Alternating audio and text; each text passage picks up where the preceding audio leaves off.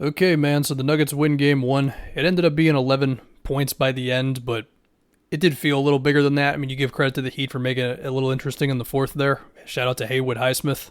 And while I am going to say a lot of nice things about Jokic and Murray, I do think the Heat had some things going for them defensively in this between like how they guarded some of the other Nuggets from three specifically, and we can talk about Bam's scoring and his shot attempts.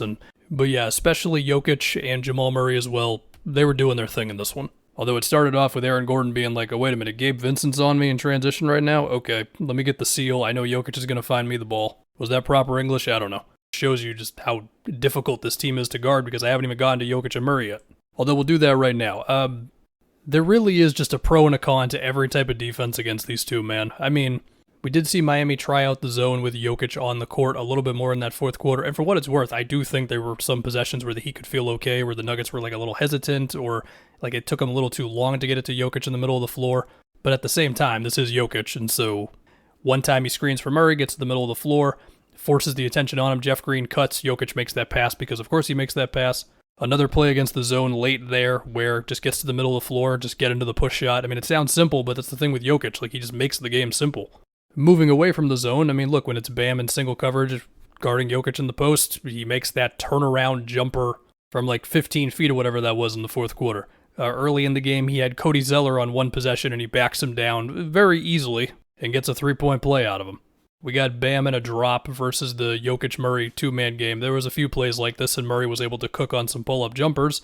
And so, okay, that was a little bit of a question. Where's Bam going to be? How high is he going to be on these screens? Anyway, that three that Jokic had, the pick and pop, that's got to be just the worst if you're Miami, where it's like, oh, great, you make that shot too. And then, of course, Jokic is passing in this one, as it always is. Fantastic. The one I'm going to remember the most was that cross-court one where it was Jimmy who had Jokic in the post. And so then Highsmith, I think it was Highsmith, had to double him pretty much immediately. And then he just turns his body in a split second and just throws a perfect pass to Bruce Brown, cross court for the three. And also on that play, Aaron Gordon, because he was the guy they doubled off of. He screened Bruce Brown's guy, which allowed him to get a little cleaner of a look. And another one I really like, just a signature sort of Nuggets action, Jokic Murray screen. Jimmy and Bam switch the play. And so now Jimmy's on Jokic in the post. Bam is on Murray. And then Murray throws it right to Jokic, and then MPJ comes over, screens Bam from behind, and then Murray relocates, great pass from Jokic, top of the key three, it goes in. Like, Bam did a decent job closing out, but it's just like, there's just so many things, man.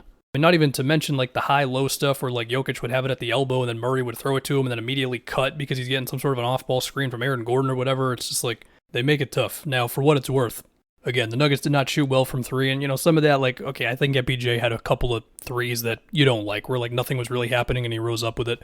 I thought there were a few Murray threes where the Heat did a good job of like fighting around in action, or even just them being like a little hesitant to get into the teeth of the zone, which was like a little bit in that fourth quarter there before Jokic took over. And so he's taking a desperate three, one where like KCP missed a corner three where Jokic got in the middle of the zone and they were able to swarm him in the middle of the floor for a second. I don't remember who it was for the Heat, but they had like a really good closeout on KCP. So like Miami had their moments defensively. I thought there were some random plays where they like swarmed somebody really well as they were going to the basket. Like Jokic and Murray did their thing and Gordon had that stretch in the first, but I think the Heat did like some things on defense. If maybe that's me being too nice, I don't know.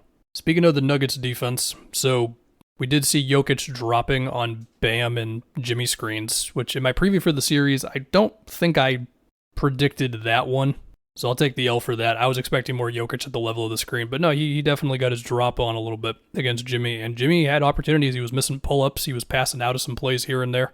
I mean, we could talk about Max Strus going 0 for 10 from the field and all that, but if those opportunities are there for Jimmy, obviously he's got to knock them down. And, and from Denver's standpoint defensively, like, they're probably just going to stick with that until you force him to do something else. Now, look, Kyle Lowry making that pull-up three in the fourth quarter when Jokic in a drop, and then the next time down, he's a little higher up on the screen. Like, okay, we'll see there. Now, as far as Bam and his scoring in this one, so he did do the thing that you wanted him to do when you thought about the Nuggets and how they're guarding screens, whether it's Jokic in a drop, Jokic at the level, high drop, whatever you want to call it, right? Sometimes the pocket pass is going to be there. Sometimes the jumper versus the drop is going to be there, or a floater, or a chance to build momentum going into him.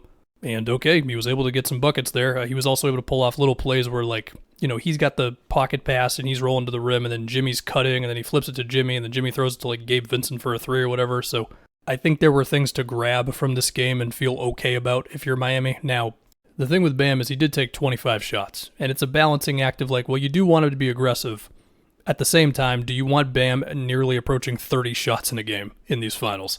I mean, I guess if they're all wide open dunks, then okay, but if they're more so the mid-rangers and the floaters and the post stuff over Jokic, that could get a little dicey unless he's just making everything. And so, I mean, some of that's like staying home on shooters, obviously, or drop or whatever to dare him to take those shots.